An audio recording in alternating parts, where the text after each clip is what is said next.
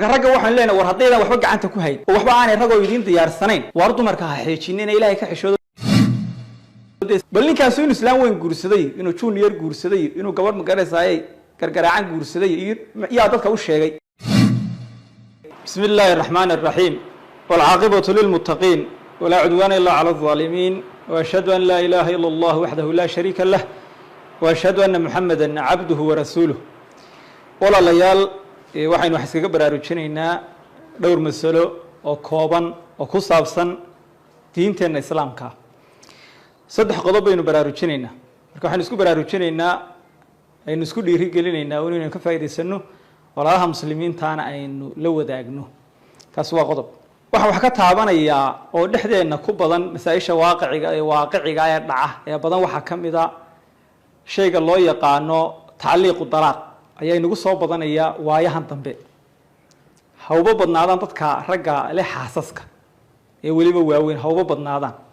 tacliiqu dalaaqii buu meel ku xidhayaa gabadhiisa waa arrin musiiba wuxuu odhanayaa tusaale ahaan haddii waxa aan lay samayn xilahay furan buu odhanaya ama haddii waxa lay samayn waayo xilahay furan xiluhu waa dumarka marka haddii wixii la helo ama la waayo wax ku xidhay dalaaqa oo ku xidhay ku tacliiqiyay gabadhi way ka furmaysaa way macnaheedu marka arrintaa waxaan ku baraarujinaynaa walaalaha muslimiinta ah inay iska daayaan oo dumarkooda dalaaqooda aanay waxba ku xidhin si aanu dalaaqi u dhicin oo reerkii aanu u fasahaadin oo aanu u burburin rasuulku wuxuu sheegay calayhi salaatu wasalaam saddex jidduhunna jiddun wa hasluhunna jiddun dhabtooduna waa dhab dheeldheelkooduna waa dhab waxaa ka mid a dalaaqa ayaa ka mid a laguma dheeldheelo haddaad dhaaranayso iyo haddaad wax kale u goodinayso iyo haddaad system kale marayso waxaad doonto wax ku xidho laakiin xaaskaaga dalaaqeeda waxba ha ku xidhin yaani waxa dhacday oo aan indhahayga ka qaaday oo ila soo hadlay nin gabadhiisii yiri haddaan dubu qayilo waad furan tahay labaad furan tahay adiga xaaska kaleba marka laba xaas buu qabay markii dambe iska murqaamay labadii xaas way ka furmeen mid laba dalqadood bay kaga furmeen markii dambe dirqi waarintiisa ku galay oo ilaahay baa noo sakhiray oo waa noo soo celinay dumarkii min hal dalqaad ee dirqi ugu haray balada u fiirso waa musiibe dalaaqa aynu waxba yeynaan ku tacliiqinayna aynu dumarkooda dalaaqoodii xiliheena aynu ilaashano ilaahay aynu ka xishoon dadka gacanta kula jiraan ha ka daayaan waxa caadeystay kuwa kalena yaanay arrinta dhaqdhaqaajin waa qodobtaasi qodobka labaad dad badan waxa jira dumarka la haasaawa ama xeejiya ama telefoonkaas ku hadlaaya waxna aanay ka dhaweyn waxba aanay u diyaarsanayn marka ragga waxaan leenahay war haddaydan waxba gacanta ku hayn oo waxba aanay ragoo idin diyaarsanayn war dumarka ha xeejinin ilaahay ka xishoodo deeska dikriga qabta oo dikriga haya marka wax qofku isla hayo ayaa la doonayaa in wax dhaqdhaqaajiyo wax raadsado laakiin isagoo waxba gacanta ku hayn oo aan amal bahay oo aan wuxuu reer ugu diyaar garoobo hayn ninka sheekeynaya habeen oo dhan sheekeynaya hablaha muslimiinta nafta ka saaraya xeejinaya macnihiisu muxuu yahay ilaahayna quraanka wuxuu ku leeyahay jalla jalaaluhu ya ayuha alladheena aamanu taqullah wa kunu ma'a saadiqiin war dadka ilaahay iimaanka laga helay ilaahay ka cabsada runna sheega marka ayaan been la isku maaweelinin hablaha ayaan la dawaqin waqtiga ayaan laga ridin yaana ili kaaga dhicin iska ilaali saddex ma hadaan bay Soomaalida hore oran jirtay hadima xoolaad hansi gabadheed habaar waalid hansi gabadheed waa gabadha dhaqdhaqaajista dibadna markii dambana aad tiri waxba gacanta kuma hayay magar faataxa doo halisteeda ilaa naxdinteeda leed